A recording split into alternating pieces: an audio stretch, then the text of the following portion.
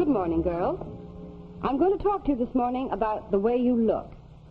Now, I've heard it said that we women attach too much importance to our appearance, but that isn't true. After all, the way we look exerts so much influence on the way we feel and on the way other people feel about us that it really is very important. When I talk about good appearance or good grooming or looking your best, you probably think immediately of clothes or hairstyle or makeup. Well, I realize that those things are especially interesting to you, and they are important, and I am going to talk about them. But please remember that they are just really the trimmings. Just like the icing on the cake. If the icing is very good, well, that's fine. But if the cake itself isn't good, you'd soon lose interest in the icing. So let's start with the cake and come back to the trimmings later.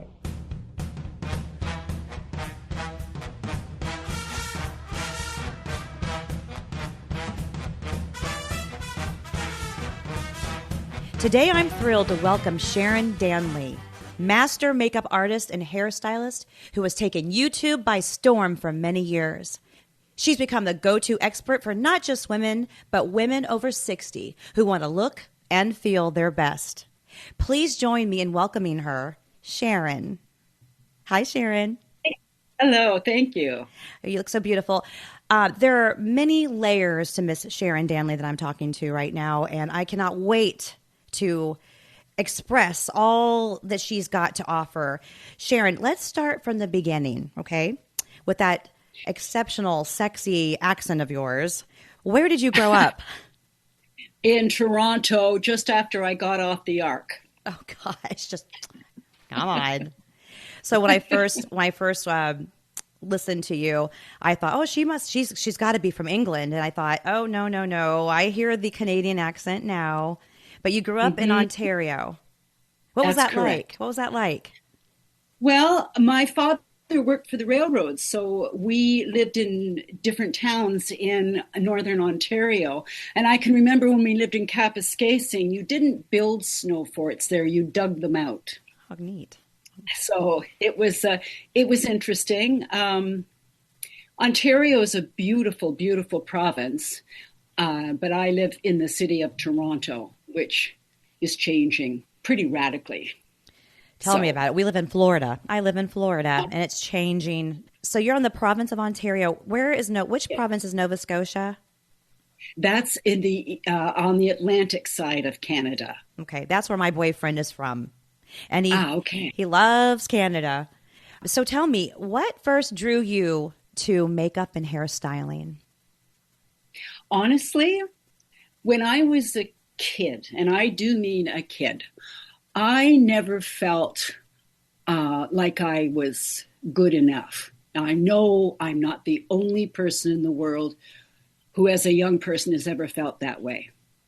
But I was drawn to, especially the visuals that I had in those days of women in the late 40s and 50s and how beautiful they were. And that's when, in my opinion, fashion was still good. And I used to practice on my mother doing her hair. Didn't we all? Yes. And then as I got older, some of my sister's friends, I would practice makeup on them. And it's something I've been drawn to. I have learned through my own trial and error. I'm self-taught with just about everything. And I've come up with a number of little inventions that are, that really work well. And that's what self-teaching does. Now, you take that coupled with being trained by a good teacher, and you've got it all going on. So you had to go in Canada. You have to go through hair school, correct? Cosmetology. Well, actually, you can. That's one route, but I never did any of that because for my first 25 years of my working life, I worked in the financial district, with the stock exchange and things of that nature. I worked for chartered accountants and publishers and had a well-rounded background in the business world and seeing how good business runs well and what not to do as well. So then I spent after I had gone through sort of the Mad Men era of working for the man, I then decided I'd had enough and I wanted to branch out. And so I decided to take my love of performance, and I joined ACTRA. That's ACTRA in Canada is the same as SAG in the US. Okay. So I became an ACTRA member and did all kinds of things in front of the camera. And I did voiceover creations, like I did character voices and things of that nature. And I owned my own casting company for a while. And then life has a way sometimes of getting in the way of what you want to do. And I know I'm not alone in that. So after I had to take a break from things, I decided to go back in, but behind the camera this time. And throughout my years, I had every job I had been in, the women in the offices, I would end up doing their makeup and hair for them on a Friday night before they were going out for dates and things of that nature. It's something I've done all my life. And so I thought, you know what, I have skills this way. So I'm going to look at going behind the camera and what can I offer. So I took a couple of quick courses in makeup. Hair, I was just good at. I can do an updo faster than just about anybody. And it's only because of years of practice and trial and error and experimentation and all that sort of thing. So I applied to CBC, which is our national broadcaster in Canada. And I was one of the only artists that did both makeup and hair. And I also started a bridal company where I did in-home mobile services for brides and their parties for both makeup and hair. And I hired 2 or 3 people that I subcontracted some of that work to. And it was a very successful business too. So that's extraordinary. So you started at what age? I started at about 6 or 7. Okay. But starting to really get into, did the stock exchange and the financial exchange come first? Oh, yeah. Okay. Yes, they did. Okay, I had 25 years of business. Then I went in front of the camera, and I continued throughout my life doing makeup and hair. I was always helping people out. And then when I went behind the camera, that's when I looked at it, doing it from a professional perspective. So I looked into all the things that I needed to do, took, like I said, a couple of courses, and I thought, I got this, and got my license. I took my book to wherever you get your license here in Ontario. And I showed them the quality of my work and reams of pictures and things, and I was licensed then for hair. That is that's great. Yeah. It's a lot easier in Canada than is in the U.S.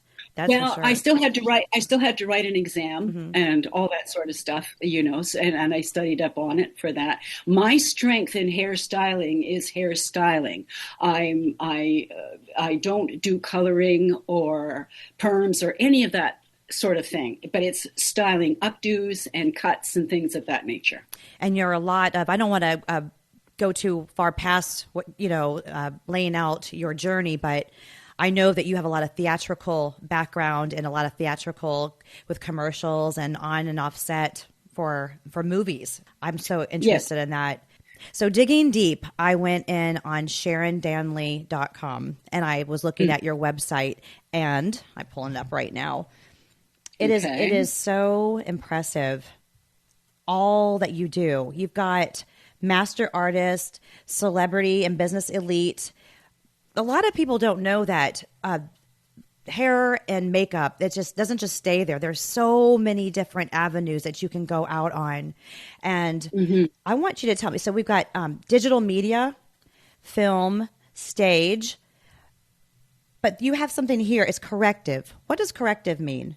Specializing in corrective.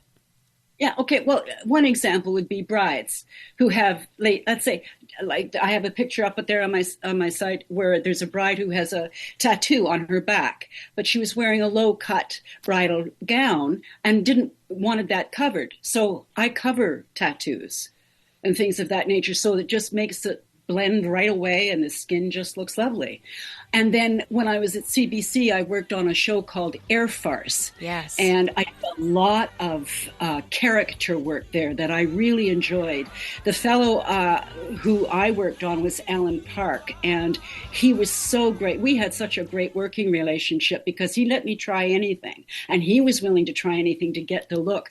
When I made him look like Obama when we went to the Winnipeg Comedy Fest, when he was performing there were people lining up to shake his hand because they thought he was Obama. That's incredible. And there are pictures of that on the SharonDanley.com website. My name is President Barack Obama, and I need me some trustworthy and intelligent Democrats. Oh, and you too, Hillary. I'm going to change America. I have one plan, and one plan only. To reform health care. You mean to make it as good as Canada, sir?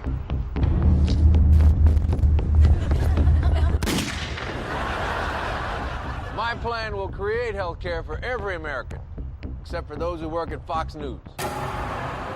Do you think that was, okay, for all the listeners, I want you to know that Air Farce is the equivalency to Saturday Night Live here in the U.S. So Canada's Air Farce is their comical late night television that I was watching a little bit of last night, and it certainly is funny, but those pictures are on the SharonDanley.com. Do you think that was your first big break that opened the door for you for doing this?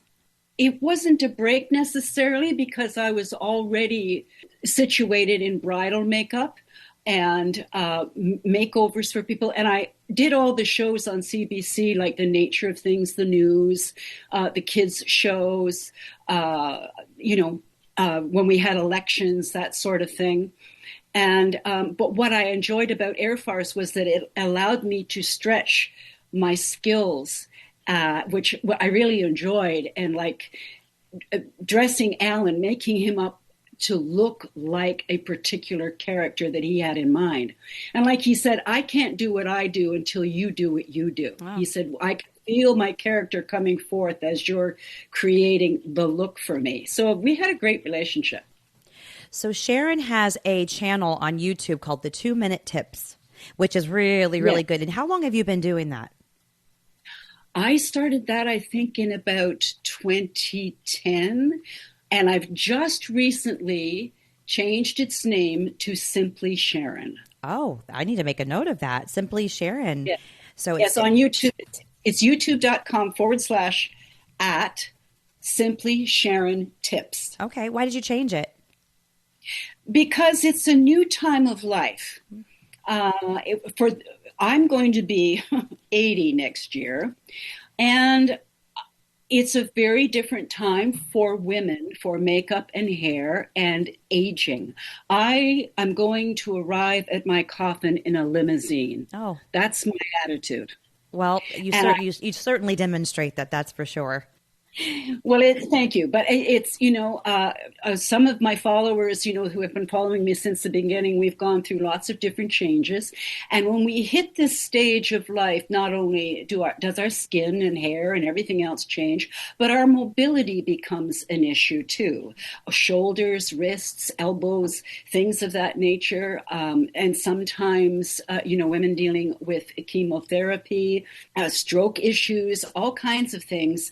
I'm kind of developing like I did when I was, 8, 9, and 10, trying and adjusting and, figuring out a really good or better way to do something. So that, as an example, with putting on makeup, most of the brushes are long-handled. They need to be short-handled because we use magnifying mirrors, you know? Those who have trouble with shoulders, doing their hair. Okay, so what are some styles that you can get your hair cut in or style yourself that are easy for you to maintain? So the focus is looking your best with what you've got, what abilities you have, and what tools you can acquire to do it the best you can for yourself. And not taking 1 or 2 hours to do it, but get makeup and hair done in 15 minutes so you're ready for the day. So I'm in the business too. So Yes. hairstylist for 30 years. And I notice I have all different ages, all different, but I'm 50 years old now. So I'm no spring chicken, but I'm right in the middle, so so doing it for 30 years, when I was 21, I have the same clients still today. So now my clients are now in their 70s, 60s, 70s, some are in their 80s. And what I've noticed is the change in their attitudes. So they get to a certain age, a certain number, and I've noticed that they've stopped really wanting to put on makeup. They've stopped wanting to fix their hair and style in it. And then they get into that rut of their hair starting to thin out. And, it's not as shiny as it used to be, which happens with age, but also medications that come their way. Yes. There's a lot. And we've just coming well, we're still in COVID, but, in 2020 to 2023, COVID hair, that really came in and just wiped us. That really got us good. So people are still recovering from that. So what advice would you give? I know what I try to do. I know that I'm always positive and I always point out all their good features and I always am optimistic. But what is your advice to keep them, because you are very good at, you say on your, actually we're calling it Simply Sharon now, formerly 2-Minute Tips. Yeah. You're really good about 60, starting at 60 and going on and really encouraging them. What advice would you give for them to get back the fire? Hi, Sharon Danley with another 2-Minute Tip. I'm going to concentrate this time talking about what's really important for our age group. There's so many things out there in the fashion industry that tells you what you should and shouldn't wear and all that sort of thing, but there's very few people out there in our age group with the professional experience to advise.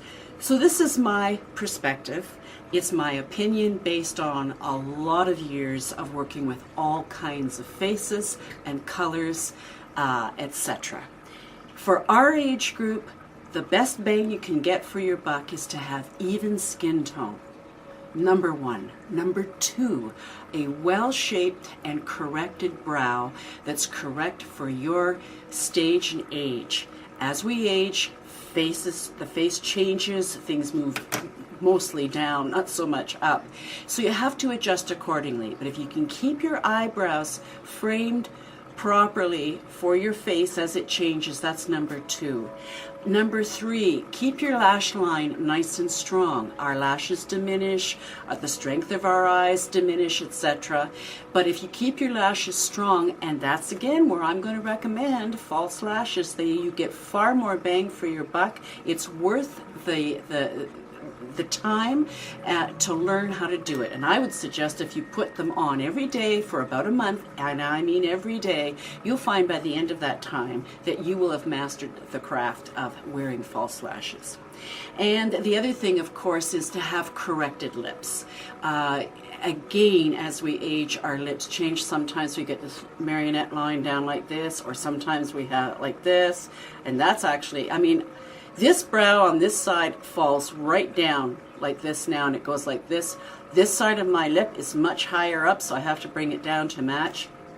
But when you're finished with the slight corrections, then it makes a huge difference in how you look. And when you look your best, you feel so much better. It's a well-known fact, and we've known that all our lives, but more so now as time goes on. And for all you beauties who have, in your younger years, you were just blessed with great, skin tone and facial structure and fabulous hair and never needed to maybe learn the art of having to fix. Now comes a time when everybody has to start, adjusting or fixing or whatever, except maybe for the odd person that's just been blessed continually. It's worth the time that it takes. About every 5 years, I recommend either taking video of yourself or whatever and just talk like I'm doing now, or just do side profiles, front and back, etc., and get a really good look at your face and adjust your makeup accordingly. It will make a big difference. And once you've got it corrected, then you can keep doing that until, you know, the next avalanche starts to come down. But anyway, aside from that, I also want to let you know that I've had this little ebook out for some time. I haven't promoted it much, but I get a lot of questions. And this book covers a multitude of things: hair, makeup, wardrobe, modern day etiquette. It's all in here. And what I like to do with, or what I'm doing with this ebook now is I'm happy to give you the book with the idea that you pay back or pay forward in either your time, talent, or money to a person or group in your area in memory of my daughter, Andrea Main. What is it that drives you? What excites you? What gives you passion? I think what's important is keeping your health as best you can keep it for where you're at. That's number one. Number two, not only physical health, but mental health and spiritual health. Those are all important. And find out what your purpose is for this chunk of time. What is it you're called to do, meant to do? What excites you? What ideas do you have on how you can serve the greater good? And when you have that as a focus, then everything else can kind of be planned and play into it. So you said you're going to be 80 next. What is your birthday? It's in June. I'll be 79 in next week. So you're 78. Don't you rush that. Well, I don't look at, you know what? I don't look at it that way. I really don't mind aging because I feel privileged to have come to this particular juncture. And my life has changed incredibly in the last 10 years, incredibly. But I still have a purpose. If my body's still moving, I can still think okay. I can still challenge and be challenged. Right. I'm still active in advocacy work for the vulnerable people. Then, okay, what's my purpose at this juncture? And then I just let it cook. And it bubbles up to the surface, and then I think I'll do this. I'm going to continue with this, or I'm going to add this, or I'm going to take this course, or I'm going to do whatever it is I need to do to follow the direction that I think I'm being called to. Okay. Well, you're certainly a spicy little number. I don't want to be too nosy, but are you single? Yes. Okay. Are you dating? No. Okay, because I just did an episode with my good friend Charlene on speed dating. Have you heard of speed dating? Yes, I have. Okay, so yes, I have. Are you interested in anything like that? I'm interested in a man that is emotionally stable and financially sound. I'm not interested in games, and I'm not interested in taking care of somebody just because. Do you know what I mean? I'm all for a good, healthy, two-way street relationship. Anything less than that isn't good enough for me. Good for you. And it shouldn't be. So this is so not a part of our topic, but since we're on it, let's just do it. So, sure. You're 78, you're almost 79, but you're not the average. And I think you know that. And it's okay because, hey, you should be proud of it. But do you have what do the men look like that are single around you? I mean, I'm sure they come barking down your door a little bit, and, I'm sure that you're the hot ticket in town. I think I scare emotionally weak men. I scare them away. The good ones, the old story, the good ones are all taken. Yeah. But the door is open. The screen door is open, but, it's not locked. But if I have a good, healthy, wonderful relationship that's a two-way street, great. And if I don't, great. Because I like who I am. I like the things I'm involved in. I get joy out of helping others and keeping myself the best that I can keep myself. So no hot dates lined up then? Not today, for this evening. Maybe after my show. No, if it was audio. No, I mean, if it was a video, which I'm not video because I could be, but I don't know. I'm not ready. You always have to look spot on for video. Oh, you do. You do. Yeah, I hear you. So on your Simply Sharon, you have some really great videos on there, and one is called hair padding. I love your hair padding. So, and also you are very into the hair extensions, and I call them plug-ins. So hair additives, and sometimes it's only like one, but it makes all the difference in the world. You and I have a lot in common. So what you said, starting out, I've always was driven to hair. I used to go and have my mom take me to get a haircut just so I could watch them cut hair. And so I never had long hair. So I would just sit there and watch. I always had this horrible pixie cut. And my sister had the long, beautiful blonde hair. But I just wanted to watch them cut hair. And I hear you. And I also practice on not just my friends, but my sister had a few friends. She's only a year older than me who let me cut on their hair too. But it's always my passion, that and also drama. I wanted to do theater. I wanted to be an actress. So and I also love to do. I haven't got to do it in a long time, but theater but do makeup and recreate. Love it. It's. I just think that you can escape that way. Just escape. Yes, it is. It is, and it's. You know, I have been so blessed.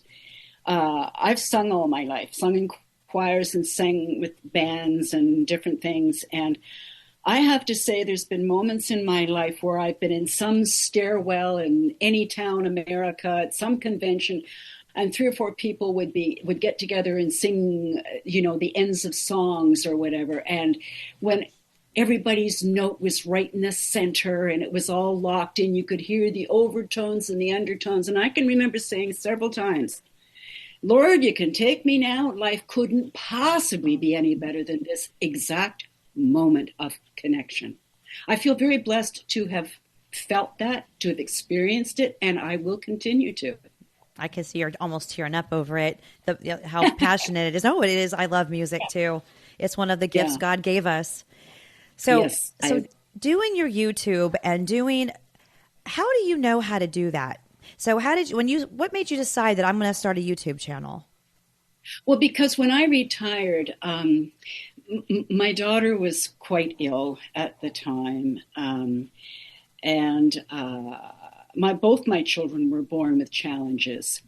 Anyway, it was time. I had to retire, but I couldn't put my brushes down, you know. And I thought I enjoyed the creativity. So, you know, YouTube was, you know, in its infancy at that point. So I thought, you know what? What year was that? That would be in the 2009 or something like that. And so I decided to put up a channel and just see. And then I thought, you know, wait a minute. You know, things were moving along. And then somebody asked how could I do, I can't remember what it was. I said, well, send me a picture or post your picture. So I put them through what I call the Photoshop spa. And I showed them how they could fix their brows, make them go in this angle instead. And here's what you can do with your lips, yada, yada, yada. And then I posted a before and an after picture. And I still do that to this day. And what I love about it is that I don't have to clean my brushes and sanitize my kit. You know what I mean? And so what I do is, and I have a playlist on the channel that's I call them make betters, not makeovers, because I think making a person their best rather than somebody else is the better way. That's just me. And it's a lot easier on the person. They can learn the skills themselves with some practice, and with the right tools, they can replicate. So I do a YouTube video and show, you know, why the brows, why we go this way, or why we do this with the skin, or how we augment the circumference of the hair and that sort of thing, and the difference that it makes. And it really helps women understand when they can see and have it explained to them. And this is all virtual.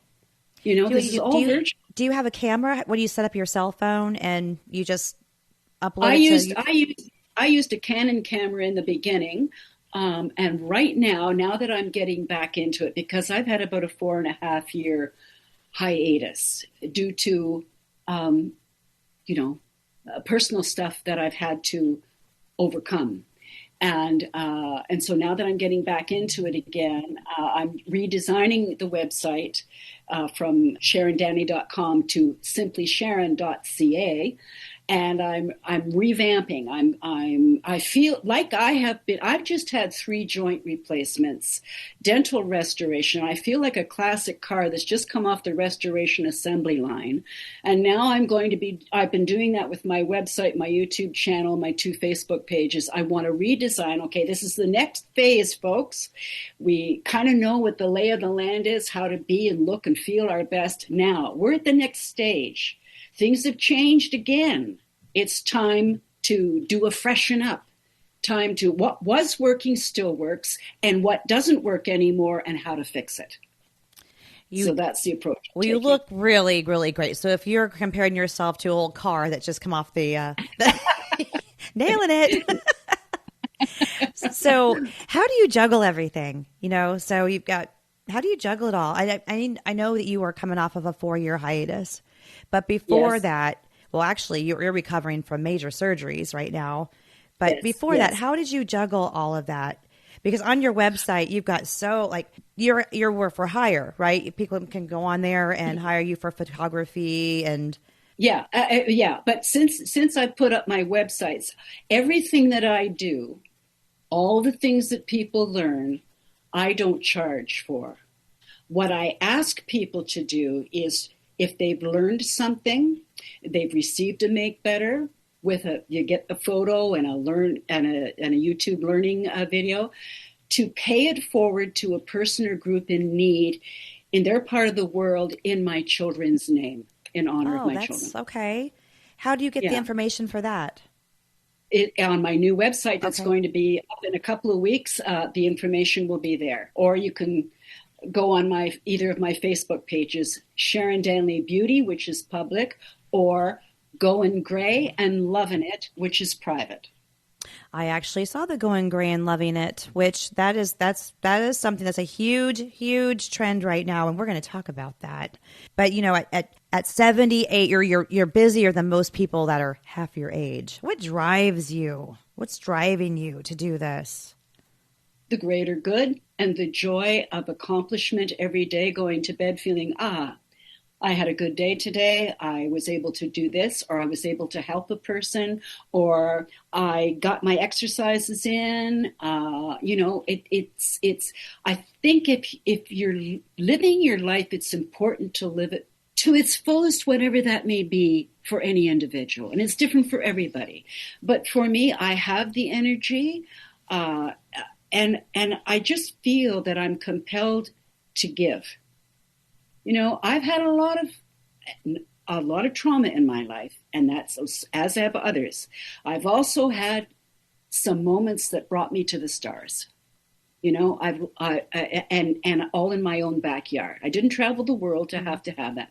But I feel really compelled that when you are in a decent position in this world, when you're I don't like this term privileged, because I think it's misused. But when you find yourself in a position where, you don't have to worry really about anything too much. Okay, what are you doing to give back to the greater good? I think that, here's an example. If everybody on the planet were to do one good turn or help somebody, just some little thing every day, we change the way the world interacts completely. Just one little thing is all it takes. I like the way you think. When is your next Simply Sharon video coming out? When are you going to do that next? As soon as probably in about a month, as soon as I finish getting my web, because I'm in that rabbit hole of tech hell, with a young programmer that's helping me get the website up and going. And then I have to get a new computer too, because I've used up everything I possibly can, and I just need it updated. So I got to get that in line. And I've got 5 or 6 different things that I'm thinking about, but I'm going to be putting up some blog posts. I've gone through some articles that I've written before that are like timeless articles. The things still apply. So I've updated them. I'm going to start putting those on the blog on my website as soon as it gets up in a couple of weeks. And I'm going to start doing some shorts on YouTube just as soon as I can. You're a true artist. And one of the reasons I know that is because one of your videos is Halloween, the behind the masks. Yes. Well, it looks like you did the Queen of Hearts with the eyebrows, and then the Halloween. That's very talented. Well, it's, that was another thing. When I retired, I went out with my daughter. We went and bought some face painting stuff and a whole bunch of stuff for hair. And then what I do is face painting for charities or churches or whatever, as a contribution to the cause. And it's interesting, around Halloween that particular year, I think it was 2017 or something, I was thinking, I'm going to do some face painting for someone my age. Well, try to find something that isn't nasty. Right. I got to tell you, I couldn't. So I had to really think about it. It was on my mind daily for a couple of weeks. When you say nasty, you mean like blood and just completely grotesque? Like you look at Disney, okay? Mm-hmm. All older women are like witches with really bad hair, what do you call them? Warts and moles and everything else. And if you are beautiful looking, like I think it's, who was the young one that ate the apple and the Snow White came by? Snow White, yes. Mm-hmm. Her stepmother, she was beautiful, but she had those brows, that denote that she was an evil, nasty person. So you're either evil and beautiful or kind-hearted and ugly. Wait a minute. Back the truck up here. Mm-hmm. I'm not going for any of this. I want something new, something different, something that, shows the variety that all of us have. Have you ever worked any movie sets with any directors for any of this stuff? I've worked in front of the camera on some of this stuff, but I've also worked behind the camera, and I've been privy to a lot of observation on things. Yeah, and I still have my own ideas about things. Wouldn't that be extraordinary if you could just have the run of the mill? You could do whatever the director just said. Do what you want to do. Create these characters. Put them in any kind of makeup you want to do, and you could just let your creativity flow. Wouldn't that just be the best? It would be fun. But then you have to have the story that goes along with it and everything else, And so it's doing a movie has got so many aspects to it, that all rely on each other, I wouldn't. I would just go in there and just completely wing it. Oh, this is the character I'm supposed to create a female ogre. Well, I'm going to create a female ogre. Well, she's going to be a beautiful female ogre, and you could do whatever you want and hope, make the movie work around your creation. That's what I say. Yeah, well, you do live in a dream world, don't you? I color outside the lines, put it that way. Yes. Good at that. Yeah. So let's go into this. I noticed that you were formerly a brunette, and now you've got beautiful white, silver hair. Thank you. When did you decide to do the transformation and join the gray movement? But in the gray is an ugly word, we'll say the silver movement. You know what? I like gray. I do. I like all the variations of gray that there are. I think they're beautiful. You're losing me on that one. Some are so dingy. Well, it depends, I mean, it just takes a little baking soda and water mixed in with your shampoo, and you can clean out and make your hair really shiny and no stains. And on that note, that's what they call clarifying shampoo. Only it's a lot cheaper to do what Sharon just said to do. So and they say for gray women to use purple shampoo. I'm sorry, no. I'm so against it, because what it does with regular use is it creates a metallic tinge to the hair.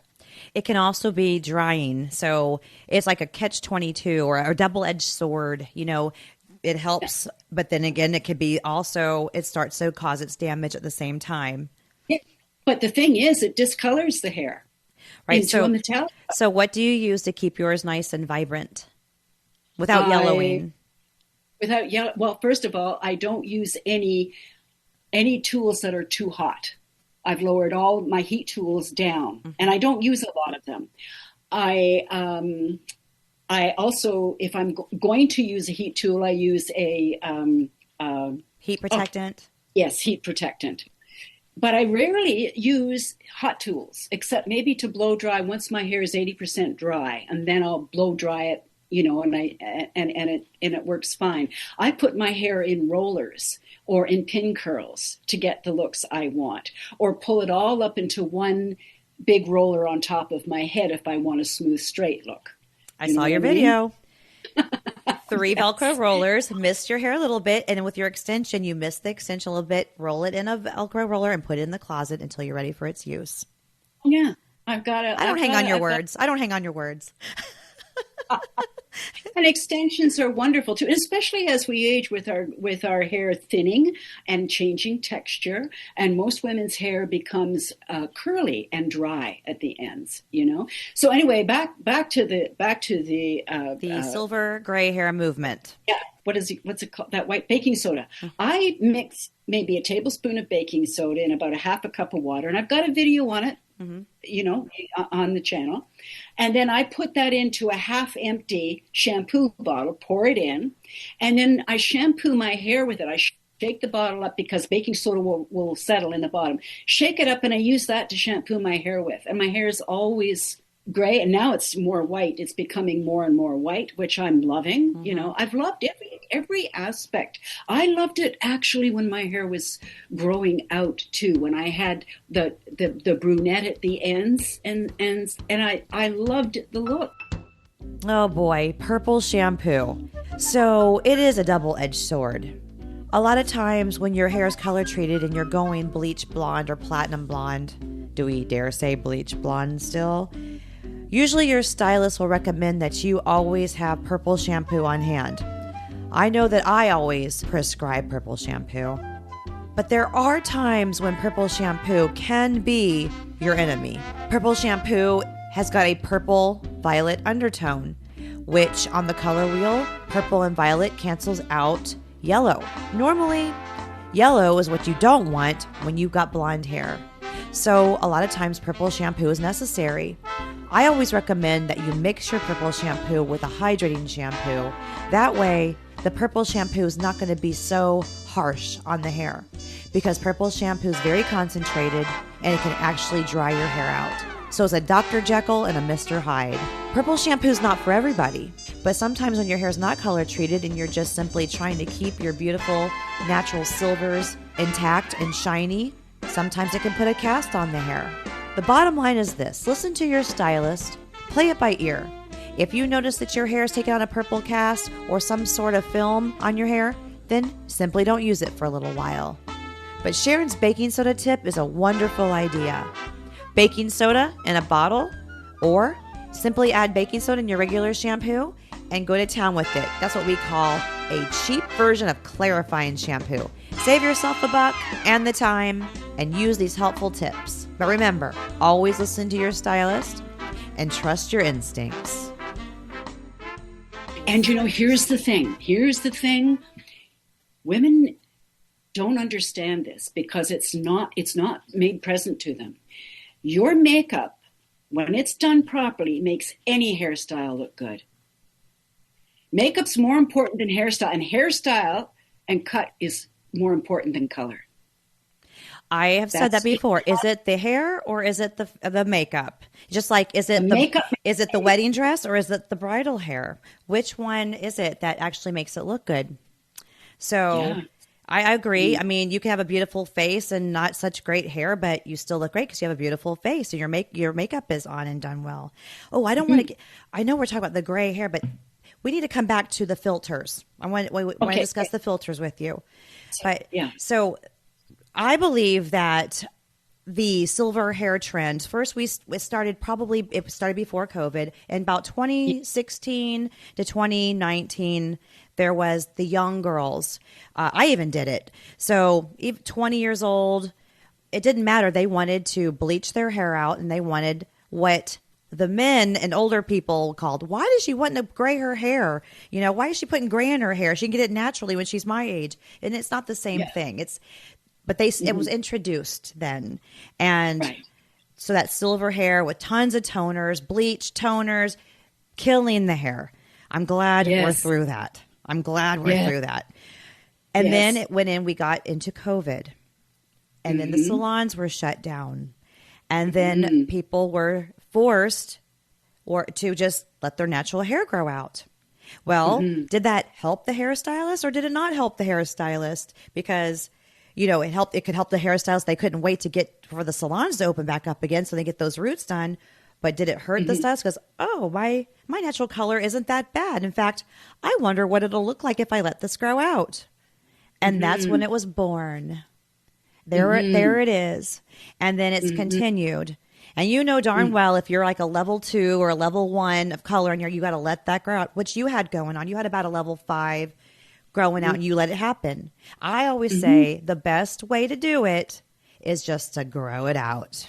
It's Absolutely. It's a horrible thing. But then you add hair extensions into yours. Well, yeah, I got gray. It was when I was doing it was really hard to find gray hair to make extensions. And even harder was to get gray-haired scrunchies, because I think that's something that every woman needs to have. If her hair, even if it's short, you can still put a scrunchie in and make it look like you've got long hair. But I had to make my own extensions, and it made a huge difference. As I, on the channel, you can see where how I've used them in a variety of ways. And even for updos, hairpins, I got some gray extensions and made like short pieces, like maybe about 3 or 4 inches long, and sewed it onto a hairpin. And then when I put my hair up in a ponytail with a ponytail bun, then I would stick these in so it would look like my hair was streaked right through the bun. Yep. All kinds of ways of creatively embracing it each stage of your growth. And every stage is a delight, actually. You and I kind of have it made because we artistically know how to do that. We have the thought to do it. We can do that. But then people at home, they can't do it themselves. They can, but I think they let their brain get the best of them. I can't do it, but you can do it. And a lot of people are afraid of hair extensions. They're afraid of them. Even the clip-ins, they're afraid of them. Yeah. So, and a lot of people don't want to pay for them either. That's another thing. They're not the cheapest things in the world, but the reusable hair can be, and you could reuse it and take good care of it. And like you said, the heat-friendly extensions too is something I like, because they're actually they're lighter. They're as far as weight is concerned. And here's the thing I think that's really helpful to women is, instead of all of this stuff coming at you, all kinds of styles, all kinds of colors, yada yada yada, it can be overwhelming.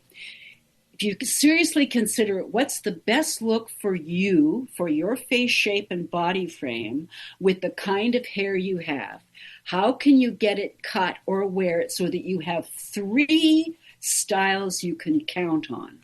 Then you take a week and you do, say, one of those styles, for a week or 2 weeks until you get it honed.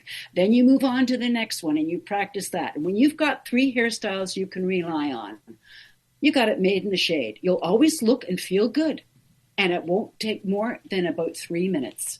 Well, I'm going to make sure that all of my clients listen to you, because I just think they'll take you more seriously than me, because I say a lot of the things that you say, but I love a little bit of backup here. So I like your backup.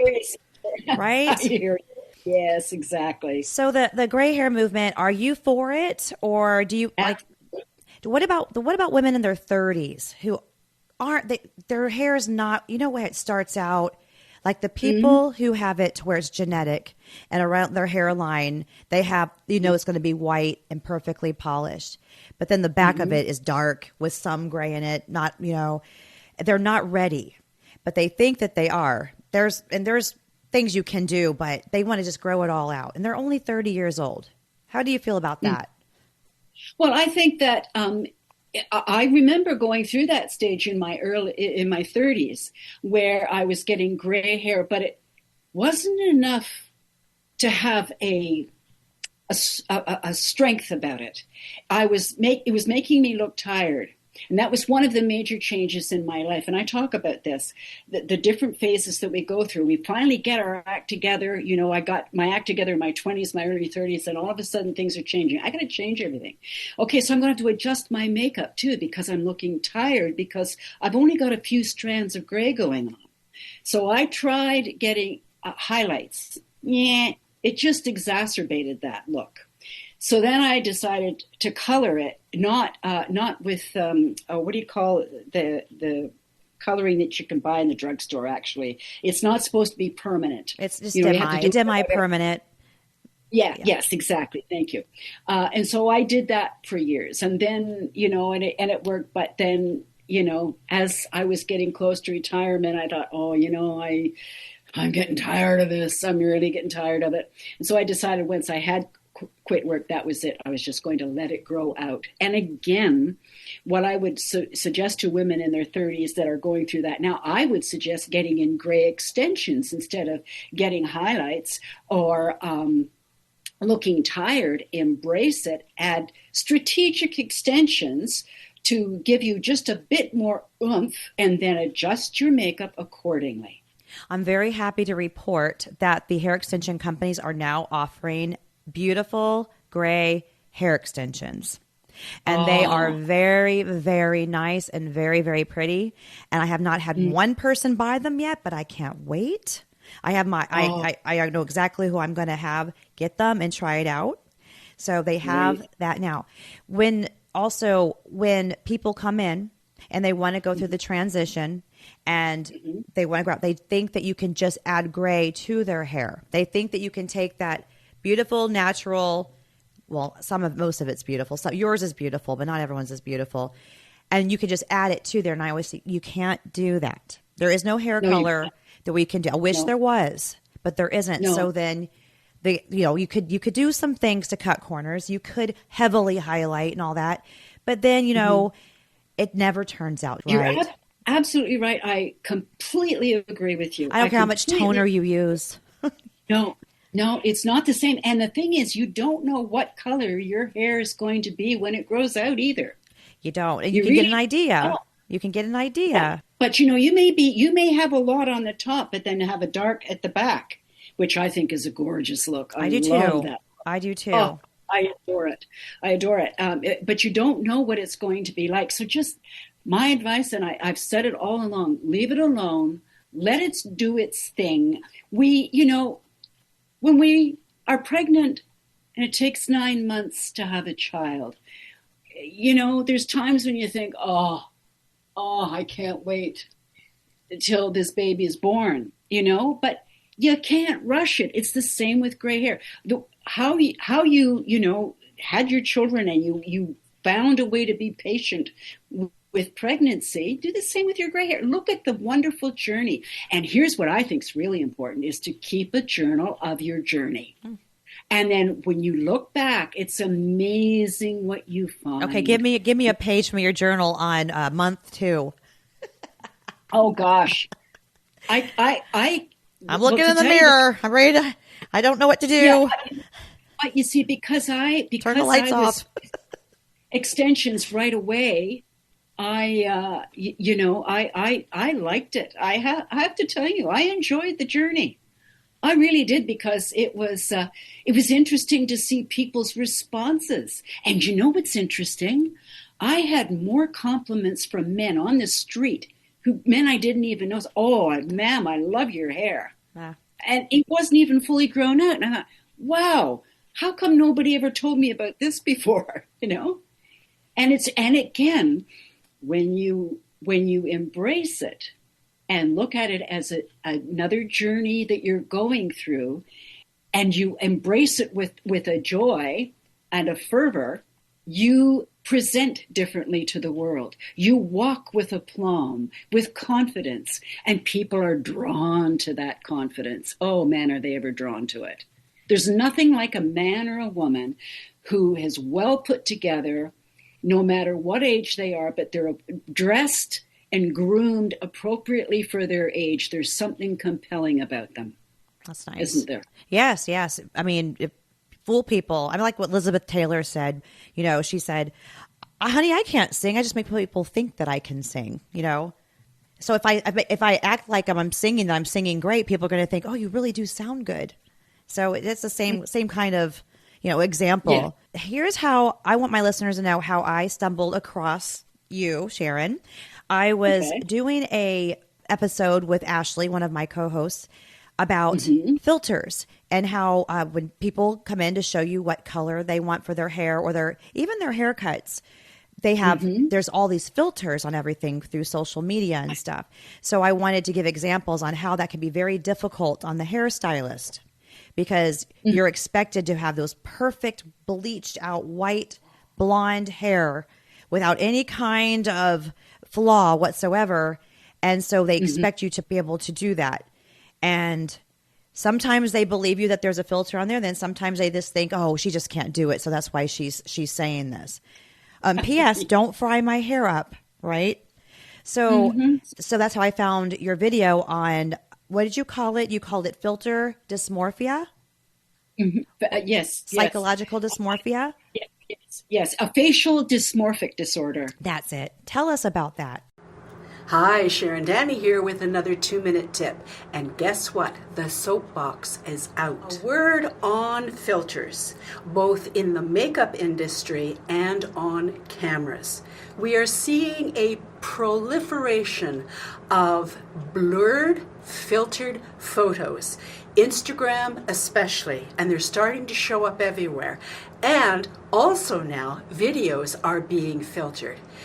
While it's very compelling to want to look like we have no wrinkles, no pores, we haven't aged, we're still that skin of an 18-year-old, it's false. And I believe that it's dangerous because it's delusional. And the other thing is, when people see you in real life, do they recognize you? Why would you want to show a picture of yourself that isn't really you? Think about it. And I mean, really, think about it. Why are we so caught up in the poreless, wrinkleless skin that the beauty industry has entrenched in our thinking?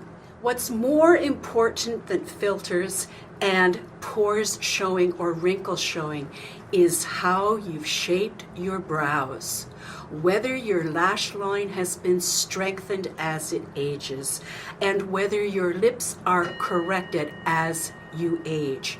And the final thing is even skin tone, not poreless or wrinkleless skin, but even skin tone. Does that make sense? Architecture is far more important than blurriness. It's like with hairstyling. Hairstyle is far more important than hair color. Those are the things to concentrate on. When you have your makeup redesigned in a way that suits your changing and aging face for where you're at, there's no need to have to blur it, or to cover it up, or to pretend it's something that it's not.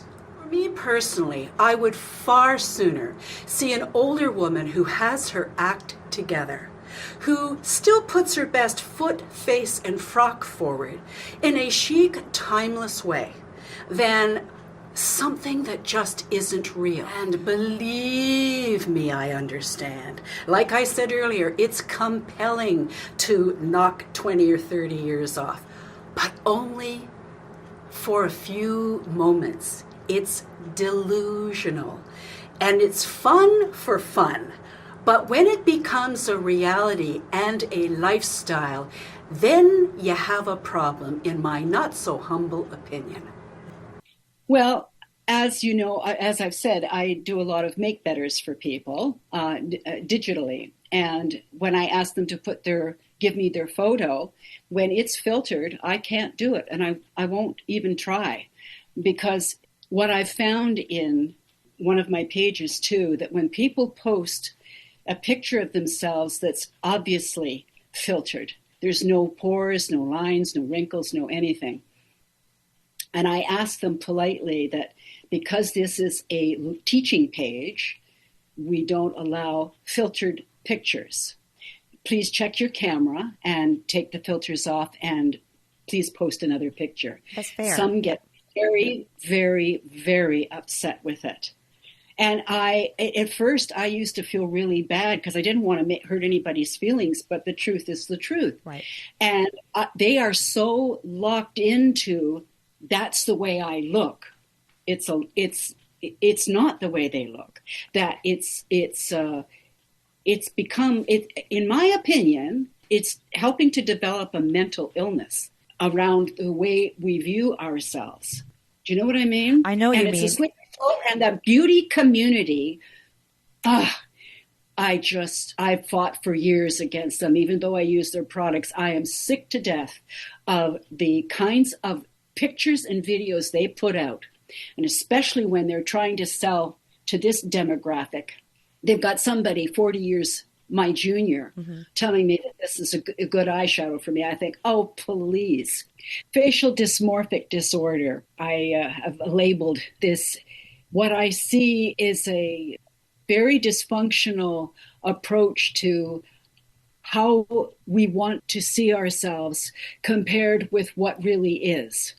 When their face is filtered, I can't do it justice. That's right. And I like how you say not the makeover, it's a make better. I really like that. I'm gonna take that from you. I'm gonna copy you with that one. Sure. Yeah, I just like that approach because we don't need to be made over completely. No, I really believe, and I've seen it in action, most women just want to look their best. And with the know-how and the tools and the most important ingredient, the practice, till you hone the skill, it makes life so much easier and better. And it changes people. It changes women's sense of confidence about themselves because they know they can create this anytime they want. Do you think AI is a problem when it comes to that? AI, like everything else, it's got its excellent points and it's got its very dangerous points. And I can tell whenever, and I'm sure a lot of people are starting to be able to tell too. So many of the videos and the photos that we're seeing now are AI generated. And now that they can voice clone too, yikes, that's a bit scary in the wrong hands. It's real scary. Yes, I've noticed, but the things I like about it is it's completely improved my vocabulary. So as I've been podcasting, it's helped me go further with my imagination. So it helps me describe things better. It has helped me, but then I can also see how, oh my goodness, it's listening to me. It knows everything. I can use AI, and I'm talking I'm trying to get him to explain something that I can't figure out, and he can almost they can understand my brain. Oh, listen, I call Grok my new best friend. Is it Grok? Yours is Grok? Yeah, Grok and ChatGTP. And it's interesting that you should say he. I do exactly the same thing. We shouldn't do that. AI is, well, you know what? I refer to AI as he. It's just, I don't know why that is, but it's an interesting thing to think about. It might be our old-fashioned side, too, where he makes us feel protected. He could very well be. And that is a role for males in society. I mean, we've been on this earth a long time. But however, we're very powerful, confident females. Absolutely. Yes. Absolutely. You're a great testimony for women. I think you're great. Oh, you're sweet. Thank you. I'll take that. And I'll take any compliment I can get. I'm not ashamed to say it. So as long as it's honest. Do you think that there is an answer to this? Like, do you think that for the filters and stuff, do you think that it's ever going to stop? No, they will push it, but you can stop it for yourself. To me, it's so simple. But if women learn the art and the skill of good makeup application and hairstyling that's enhanced enhances them particularly. When they learn that skill, then no matter where they go or what they do or who they speak to or see in real life, not through a camera lens, they can bring that confidence with them. See, the trouble with these filters is it's only in a digital format. When they see you live, it's like, wait a minute, who are you? And that's been a problem because I have a friend and she will only use filters. She will not put a picture out there unless there is a filter. And you can obviously tell it's a filter because smooth skin, there's things missing. Teeth are wider than they usually are. You know, you can even put on there, you can even make your hair fuller. You can make your hair big. You can make your nose smaller. And it's just a facade. It's an illusion. So like you said, it's almost like it's deceitful. You had made a comment on your video that I wanted to see if you could explain. So we were talking about you today when I was at work because I was saying what today's show was going to be about and who my guest was. And they mentioned makeup. And they wanted to say, well, isn't makeup a sort of a filter? And No. Exactly. Will you please explain that? It's not a filter because filters are something, filters are a digital thing, okay? When you see the person live, you don't have that kind of a filter where it erases all pores, all wrinkles, all everything. Makeup, when it's used properly, and I underscore exclamation mark that, used properly, it's an enhancer. It's not a deceit. It's an enhancer. You know, let's take people with vitiligo or xanthelasma, facial differences. Right. Makeup for those people equalizes their opportunity for success. Take that makeup away from them and you people look at their disorder or, you know, whatever it is, rather than looking at the person. You know what I mean? I know exactly. I agree with you too, because makeup has been around for ages, and you can stand in front of somebody wearing makeup or not wearing makeup, and you're the same person. But you see somebody on the internet, and even the influencers and the bloggers, they have the whole, it's in their camera lenses. So they look perfect, absolutely perfect. And it's just so deceitful. It's just not right. And like you said, I like where you went with that. When you said that, when I heard you say that in the video, I thought, how brilliant is that? That's absolutely right. And I can see how that could happen because it makes people who are regular people who don't know how to apply the makeup, who rely on stylists or tutorials, and then they see these perfect people and they go to do it themselves and they're not producing the same as it makes them feel bad inside. Absolutely, absolutely. And there's a couple of components to that. One is I help women who are going through, you know, chemo and different things like that, or women who've been beautiful all their lives and then all of a sudden they hit 60, 70 and things change and they need some help. All of a sudden they want to use makeup, but they don't know how because they've not practiced all their lives. They've not kind of got it together.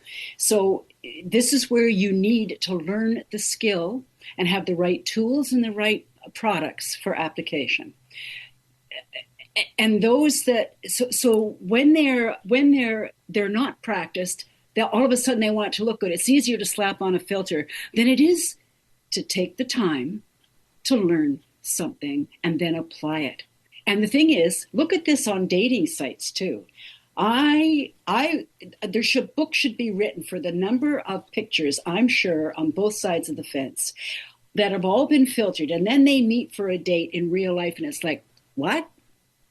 You're this they look at their phone, they look at the person, they look at their phone, they look at the person. Who is this? Do you know what I mean? Yeah, I do. What's the point? You know, people come in and they want to get a new hairstyle and you blow it out, you cut it, you blow it out, it looks great. And they say, how come this never looks like this for me? I said, well, do you blow dry your hair? Well, no, I don't have time. I just let air dry. Okay. Do you use hairspray? I hate hairspray. Do you use any styling tools? Oh, no, I don't have time for that. Well, then there's your answer. I mean, you see everything that I'm doing here. Sometimes people can get a little lazy, and I'm just going to say it. It's called lazy. If you want to put the time into it, then you'll obviously look a little bit better. But you got to at least give yourself at least 20 minutes. And that's I think that's reasonable. Well, yeah, and I like to get it down to 10 minutes. I mean, I've got one little video, and I'm going to be redoing some of these videos for the next phase, right? But I've got one for savvy seniors for the summer. There's, if you know what you're doing with your makeup, you don't have to wear the whole enchilada, but you can even your skin tone, which is number one on the hit parade for good makeup. Okay. And we've got the right products. You know how to use them. It's fast, easy, simple. A little bit of color in your cheeks in the right place. And I do mean a little bit. And then strengthen your lash line. Make sure that your brows are enhanced. Whatever you have to do with your lips, some of us have to augment our lips as we get older because they get thinner and thinner and thinner, right? So a little bit of augmentation, just a little bit of color. And you can do that. You can do that in 3 minutes if you know what you're doing. And you're good for the day. I want to ask you this. What do you think about the Pamela Anderson, what she's been doing? She's been promoting no makeup at all. What do you think about that? I'll go first if you want. Looking for attention and wants to be relevant. Listen, I'm sorry, but some people can go with, I mean, how about a little bit of powder? You can't just bare face it, especially you've been worshiping the sun for so many years. And I just think, great, but no makeup at all? Not even some mascara? I just think, come on. And would you have been as famous if you did that in the beginning? Would you? But really, I don't want to bash people who don't wear makeup. But no, it's fine but here again, makeup, as far as I'm concerned, and I have I got my soapbox out on my channel, and this is a soapbox subject. Makeup is magic, and it's a tool. That is all. It is a magic tool used properly can change things for people. Mm-hmm. Like I said, if you've got vitiligo, you're not going to put makeup on. So everybody looks at your coloring rather than. I'm with you. Some people say I just don't have. I just think it's a little bit lazy. I mean, do we really want to get up every morning and put on, even if it's just mascara or some foundation or some powder, and then no, I love hats. I love hats for the reason that I could put on some mascara, some powder, and some lipstick, and then stick a hat on and just fluff my hair up around the hat. Done. Absolutely. That's like, you know what? That's, to me, that's the same as saying, I can't be bothered brushing my teeth. It's so if you don't brush your teeth, you don't have good oral hygiene. Are people going to want to hang around you? You know what I mean? They got to be pretty funny. Yeah.